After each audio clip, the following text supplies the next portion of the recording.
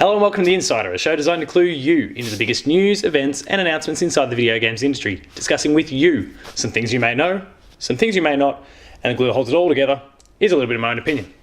My name is Paul James, thank you very much for watching, and let's kick off with our episode. So what a big week it has been for IGN, Filip Miucin and his review of Dead Cells. A lot of controversy was sparked this week when it was revealed that Filip had copied his review or plagiarised his review from what he'd seen of Boomstick Gaming, a small YouTube channel, possibly bigger than ours, but a small YouTube channel, and he's basically stolen their video review.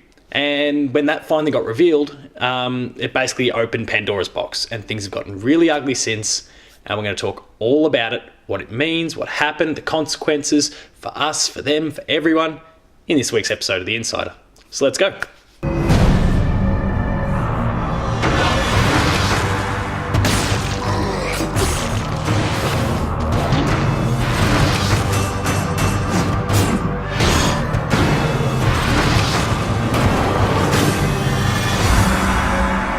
So the story itself is a pretty simple one. IGN's Filip Miucin, or formerly IGN's Filip Miucin, was busted stealing his review from Boomstick Gaming. The editor, the owner of Boomstick Gaming, he put up a video early in the week that was basically a side-by-side comparison of IGN's review that Filip had put together and his own. And save for a few words, you'd be fair in saying 90 to 95% of the comments made in both reviews were essentially word for word. And the thing was that the Boomstick review had been up for close to a week to this point. It was based on early access content. Filip's, come sometime after the fact, has all the weight of the IGN push and it was very quickly identified that these two were the same, and it's kind of kicked things off from there. It's created a mess for Filip, obviously. It's created a mess for IGN and its staff. The consequence was that Miucin's been fired. We don't know where he's going to go, what he's going to do, but we know he's no longer an employee of IGN. And that sparks the rest of this conversation, which we'll kick off in a moment.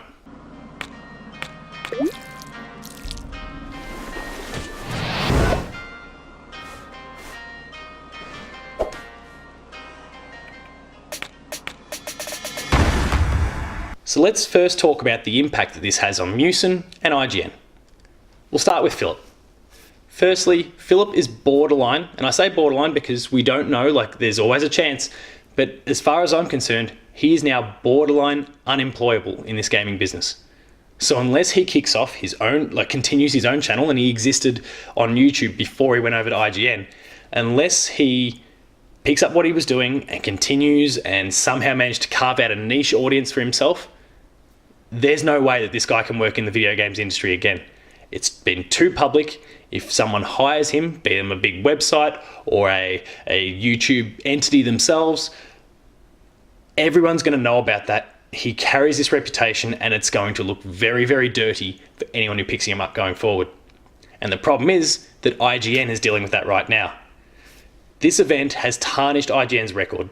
Wrongly. This is one guy who did the wrong thing, but it has tarnished IGN's reputation and the employees of that company. I've seen so many tweets the last few days from other gaming outlets as well as IGN's employees that are imploring people to not target the rest of them for the actions of one person. IGN has an impeccable reputation as far as I'm concerned. Not all its content is for me, but they do an awesome job.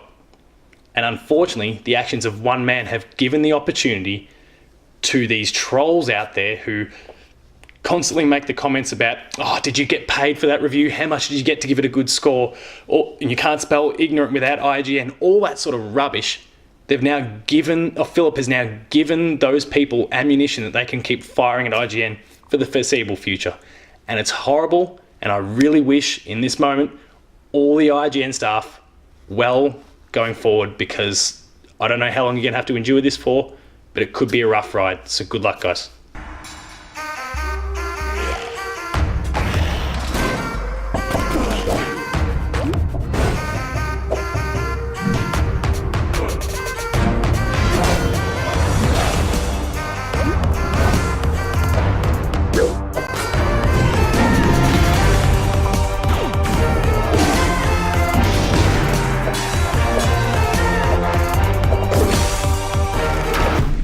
So now let's talk about plagiarism in the video games industry.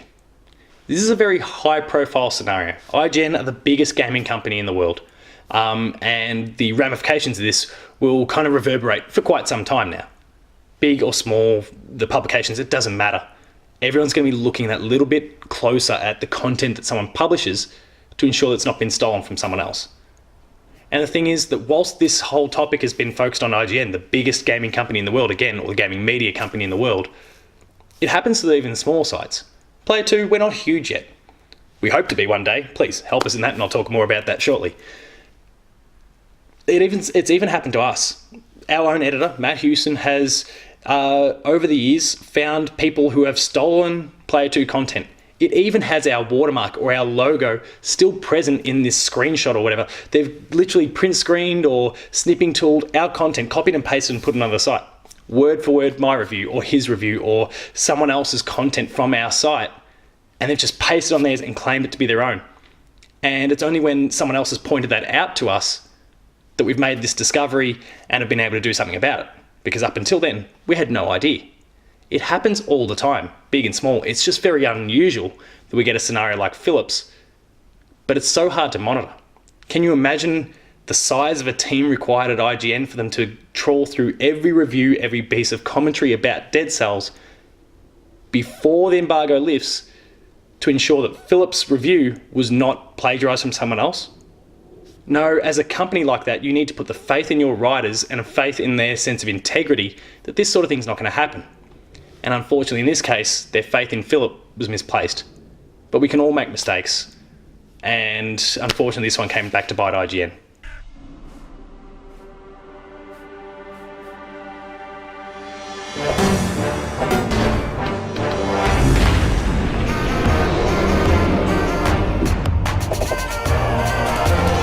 Finally today, I want to talk about two things: respect and forgiveness. These are two words that in 2018, we unfortunately don't see much of. If you take a look at the comment sections of your Reset Errors, your Reddits, your Twitters, all those sorts of sites at the moment, and you take a look at the commentary that IGN staff are receiving, for example, it is highly inflammatory, it's highly insulting, it's quite disrespectful. And it's such a shame that we're in this place right now. If you're watching this episode right now, I would love for you, if you have a Twitter account or something on Reddit or something on YouTube or Reset Error or whatever it happens to be, take a moment, find one of these IGN people that still work there, of course, and comment something positive. Put something positive there. Remind them that their work is valued because they do an impressive job. And the actions of one person have really tarnished their reputation. And it's a horrible thing that they have to endure right now. So give them a little bit back. The second point I spoke about was forgiveness. And this is far more wide-reaching than the video games industry. This applies, of course, to what we've seen in the case of Filip and IGN, but it applies to another thing that I really care about in sport.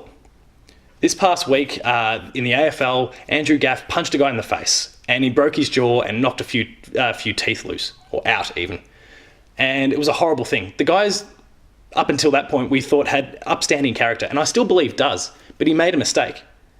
And when I took a look at the Twitter commentary specifically, in the days since, it was all bile. It was horrible insults. It was calling him a dog. It was, lots of language as well. There's lots of other bits and pieces there that are just inappropriate. The guy made a mistake.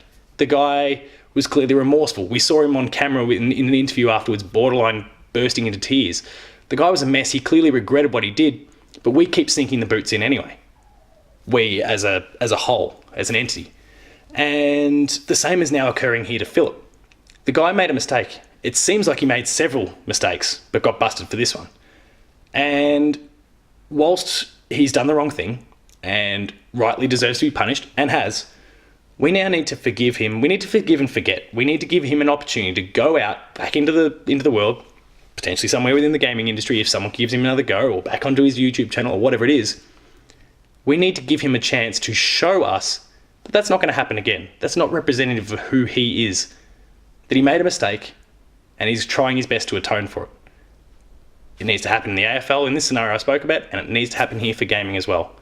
Let's all give everyone an opportunity to make good. We're too quick to hate and kick people to the curb. give them a chance. We all make mistakes. And if you, on the other side of this camera, right now are saying you haven't made a mistake ever in your life, you're kidding yourself. We want to be perfect, but we know we can't be at all times. So give someone a chance when they stuff up, no matter how big the mistake. They can make things right again. And I hope Filip does. Good luck, sir.